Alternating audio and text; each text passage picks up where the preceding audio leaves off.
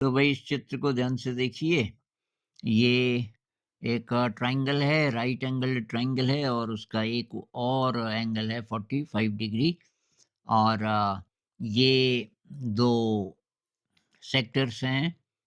अ, और आपको बताया गया है कि ये जो लाल वाला हिस्सा है, ये है 21/4 मीटर स्क्वायर, 21/4 मीटर स्क्वायर। आपको ये दोनों जो हरे हिस्से हैं इनका क्षेत्रफल बताना है। एक बार आप ट्राई कीजिए, फिर हम एक साथ इनको सॉल्व करेंगे। तो ये लाल वाला हिस्सा होगा इस ट्रायंगल में से, ये जो इतना है 90 डिग्री का सेक्टर है उसको घटा देंगे। तो ये जो ट्रायंगल है इसको समझने की कोशिश कीजिए। 45 दिया हुआ है तो ये भी 45 होगा। ये जो टेंजेंट रेखा है इस पे टेंजेंट है ना, तो वो केंद्र के साथ 90 डिग्री का कोण बनाता है। तो ये मतलब ये 90 है, 45 है तो ये भी 45 होगा, इधर से भी 45 होगा। तो इसके सामने की ये साइड, इसके सामने की ये साइड, ये इसके बराबर होगा, उसी तरीके से इसके बराबर होगा, यानी कि ये इसके बराबर होगा, ये मिड पॉइंट है।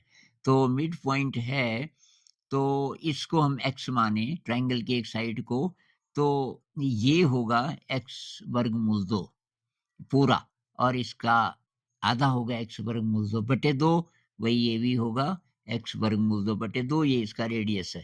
तो इस हिसाब से जो दोनों लाल होंगे उनका कितना होगा क्षेत्रफल, एक्स स्क्वायर बटे 2 ट्रायंगल का क्षेत्रफल माइनस इसका क्षेत्रफल, रेडियस है एक्स स्क्वायर रूट बटे 2 गुणा एक्स वर्गमूल 2 बटे 2 गुणा 22/7 गुणा 1/4 90 डिग्री का है। इस सारे को सॉल्व करके आपके पास आएगा 11x स्क्वायर, ये 14x स्क्वायर बटे 28 माइनस 11x स्क्वायर बटे 28, या आप आराम से कर लेना, बराबर 21/4। यहाँ से एक्स स्क्वायर आएगा 49, एक्स आएगा 7। अब ये जो हरे वाले हिस्से हैं, तो इसमें एक हिस्से को आप देखिए कि कितना है। तो ये 45 डिग्री का एक सेक्टर है और उसमें से हम ट्रायंगल को घटा देंगे तो वो आएगा एक हरा।